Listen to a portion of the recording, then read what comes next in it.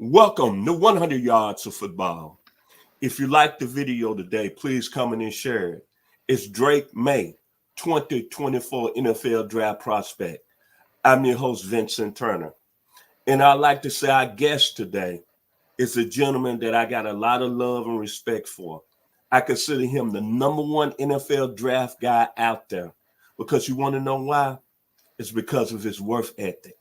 This is a gentleman that puts 17 hours in and highlighting these players across the country. He's a guy whose story is one that needs to be told. And I'm so honored, so respectful that he's part of 100 Yards of Football. He has an outstanding website, firstroundmark.com. It's the best out there. I'm not trying to be biased. I'm just coming from the heart. His website is very detailed. And one thing I love about him that I'm going to take to my grave, he always tell me, Mr. Turner, be yourself. Don't change for nobody. So today we're going to highlight Drake Maye, quarterback of North Carolina, and bring them to the stage, Mr. Daniel Kelly out of Key West, Florida. How you doing today, sir? I am doing well. Thank you for the kind words heading into the show, Mr. Turner. A very happy New Year 2024 to you and to our show producer, Logan Landers. It's great to be back. It really is. It's like going back in a time machine. Like I said before we went on the air, instead of Trey Lance being on the screen, it's Drake Maye. It's fantastic. Yes, sir. Well, hey, if you like the video, please come in and share it. Before we get started, as you just mentioned, Mr. Kelly, it wouldn't happen today if it's not for our producer and the great social media guy of the years, Mr. Logan Landers. So, Mr. Kelly, tell us what you love about Drake Maye, quarterback, University of North Carolina. Absolutely. I got the bright lights in my face, and here I go. Time to put the ball in the tee and kick off for the 2024 NFL Draft with Drake Maye, as you alluded to. 6'4", 230 from North Carolina University. I have now studied him in every single snap he's taken, both in 2022 and 2023. 26 games total. I've studied Drake Maye from the North Carolina Tar Heels. And I want to start by saying I'm not as high on Drake Maye as many currently are. As far as our projection is concerned, 97.9% of the NFL draft community is seeing him as a first-round pick, as a consensus top 5 pick, I might add, heading into this draft. But here's the thing, okay, about Drake Maye. He is a plug-and-play, dual-role pro prospect with average accuracy. I want to highlight that, average accuracy. You have to be very careful when you're evaluating Drake Maye on film, because from 30,000 feet, guys, he looks the part. This guy will be, mark my words, a pro day star at his pro day at North Carolina. But when you turn on the film, he's hot and cold. And when I say that, when I say cold, okay, I don't mean a one-off here or there, okay? I mean half his games in 2022. Half his games in 2023 were not great. Let's put it that way. But again, let's start with the positives. Let's unpack the positives. Again, he looks the part, comfortable in the pocket. Definitely can set up well in the pocket. Polished technician. This guy has spring in his step, and brings a quick, urgent tempo to the offense. Very important. A quarterback is like a drummer in a band. The tempo and rhythm they bring to an offense is extremely important. He does bring a quick and urgent tempo. Fancy ball handling, okay? Talking play action here and moving around with the ball in the pocket. Fancy ball handling. Downfield minded. Eyes downfield, wants to advance the ball. Navigates the pocket well, tough, poised. He'll stare down the barrel of the pass rush and fire. This guy's fearless in the pocket. He has a strong arm. He's accurate. He's more of this new trendy type of quarterback in the NFL, this kind of guy that can not just sit in the walls of the pocket, but can extend outside the walls of the pocket. He can move around. Good accuracy moving out to the left or the right. And the nice thing about Drake Maye, too, is he spreads the ball around, and he has a dynamic ability to improvise. I want to make sure we touch on that. We all sit there and go gaga over Caleb Williams, but I'm telling you, Drake Maye, everything Caleb Williams can do, Drake Maye can do it better. You heard it here first. Another huge plus, deep game, 58%. I charted. I sat there with little chicken scratches on my notepad. 23 out of 40 deep passes in 2023. So far, so good. So far, it sounds like we might want to induct him in the Hall of Fame. It sounds good, right, guys? But so what's the problem? Okay. Well, the number one problem is he's a big injury risk because of the physicality he runs with. Okay, this is not a guy that slides and ducks out of bounds gracefully. This is a guy who, much like Jaden Daniels at LSU, runs like he's Derrick Henry half the time down with the Titans. That is a concern when you look at a franchise quarterback and the type of pounding and contact these guys take in the National Football League. Number two problem in 2022, 2023, average downfield ball placement. That's something I really want to point out here. Like I talked about, I want to circle back to. Average, not good, not great. I don't think his ball placement improved in 2023 either in game film. If anything, it got worse. Because he actually regressed in 2023 on film, and I'm not a stat scout. I get accused a lot of time on social media. You're just a stat scout. You look at the numbers, da da da da.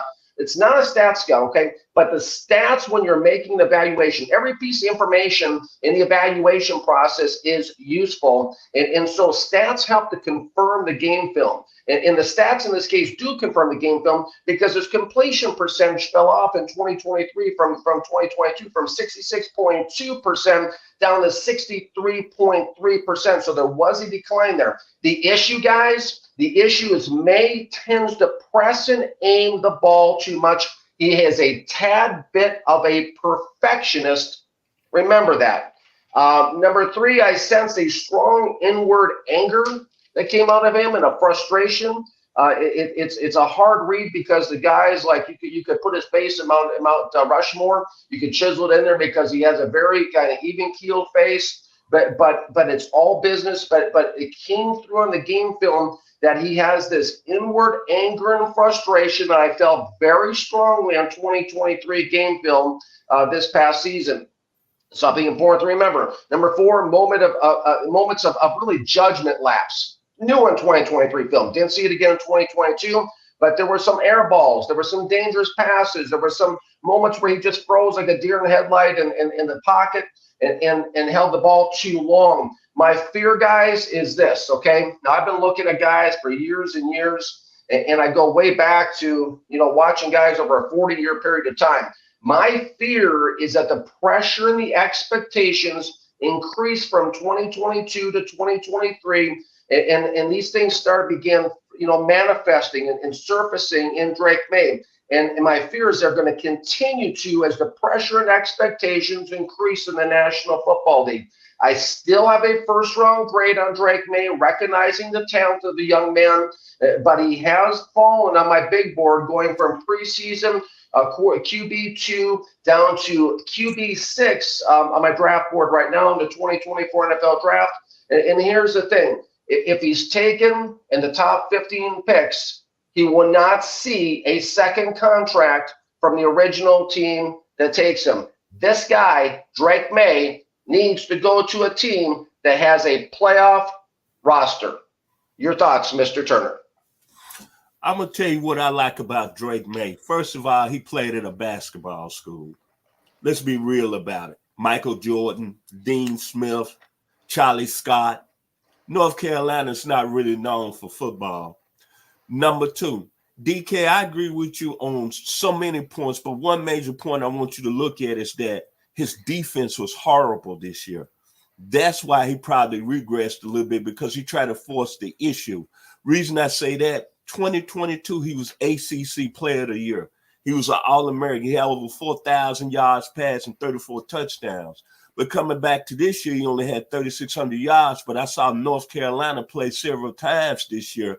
And, man, let me tell you something. There are some games where the offense under Drake Maye, it wasn't their fault. It was the defense, and the defense gave up a lot of points. And to really clarify my point, North Carolina didn't bring Gene Chizik back as their defensive coordinator. But I like the young man, though. I like him because look at all the other great players that's played in North Carolina from a football standpoint that went on to greatness. I only have to mention but one, Lawrence Taylor. Remember him when he came out in the 81 draft, number 3 overall, everybody was saying, well, Lawrence Taylor plays at a basketball school. Then it was talking about a game that Lawrence Taylor played in that year. North Carolina played Oklahoma. Oklahoma vaunted Wishbone. Oklahoma that year blew North Carolina out, and Lawrence Taylor didn't have a good game. But we know what happened after that with Lawrence Taylor's career. Some people saying he's the greatest linebacker ever played. I'm looking at Drake Maye probably coming on them same lines. And most of all, I'm going to end it with this. When I think about Drake Maye, I think he's a guy that's got elite arm strength. He can make all the throws. Then number 2, he's got a combination of a guy that played in the Southwest Conference. Everybody know here on 100 Yards Football, I went to the University of Arkansas. But this gentleman was before me. Remember Tommy Kramer? That played with the Vikings? The Minnesota Vikings, number 9. I remember him well. He got a little bit of Tommy Kramer in him. Then he got a little bit of Mark Herman, who was Big Ten's all-conference back in 1980. And Chargers. Yeah. And then if you look at it, DK, I know this guy had a very long career. He had somewhat some highs, some lows with the Cleveland Browns, played with my Dallas Cowboys, who was an outstanding college player. I tell you, Drake Maye puts me in the mind of Vinny Testaverde when he was on the center at the University of Miami. And Vinny Testaverde, the only difference, he had a lot of great defensive players when he was at Miami. Jerome Brown, Benny Blade. See, Drake Maye didn't have that this year, and I think he forced the issue a little bit. That's why he probably made a regress. But in my opinion, I think I'm going to agree with you on this one major point. If he goes to the right team, I think this guy's going to be a good quarterback in the National Football League. Final words about Drake Maye today, Mr. Daniel Kelly.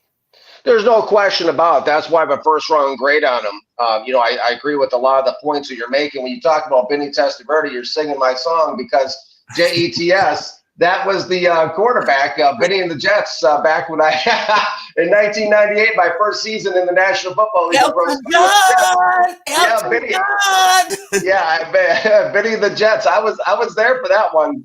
But yeah, I think you touch on a very interesting point. Is that so much of this comes down to ending up in the right situation, the right team. Listen, there are so many variables that go into evaluating, especially quarterbacks.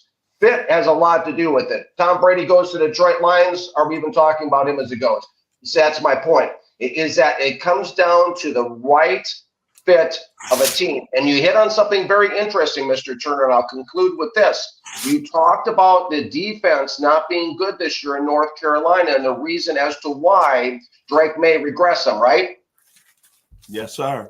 Absolutely. And that alone is the reason why I say that he needs to go to a team between 16 and 32 in the first round and not between 1 and 16, because the teams between 16 and 32 have finished with playoff type of records and they have a playoff type caliber roster versus team in the top 16. You're looking at rebuilding programs who may very well have that kind of a bad defensive situation you're talking about, and which is going to present all those challenges. So I think we're right on the right page. We see Drake Maye as a first-round guy, right? We see him as a first-round guy, but he needs to go to the right situation. And listen, nothing irks me more than overgrading prospects. So when we see the draft community out there saying, oh, he's a top 5 guy. Yeah, that's sexy. That's great. That's wonderful. But a top 5 situation for Drake Maye is not a good fit. And the biggest loser of that situation is when you overgrade somebody, you hurt the prospect more than anything. My final words today here on 100 Yards for Football about Drake Maye. I think he's an excellent prospect coming from a basketball school. My thing is, and I got to agree with Daniel Kelly 100%, it depends what team takes him and what he's going to have around him. I like to say, if you like the video today, please come in and share it. We'll surely appreciate it here on 100 Yards Football. Special thanks. Much love to our producer, the guy that's making it happen today, the youngest member of 100 Yards Football. We call him Babyface Nelson, Mr. Long Atlanta. And to the gentleman, I don't have to say no more. I'm 63 years old, and I love the game of the National Football League. And I've been following the draft very heavy ever since the late 1980s. It's no one that does it better. He was a former scout under Bill Belichick and Mr. Bill Parcells. Very talented. And the guy got a lot of love and respect for. And I'm going to tell you this. In the years to come, he's going to be the top guy covering the NFL draft. And I hope I be on the train, like Soul Train. Y'all be blessed here on 100 Yards of Football. I'm Vincent Turner. Again, joining me is the savant of the NFL draft, Mr. Daniel Kelly. Y'all Thanks for watching, everybody. And you didn't conclude with the song, Benny and the Jets.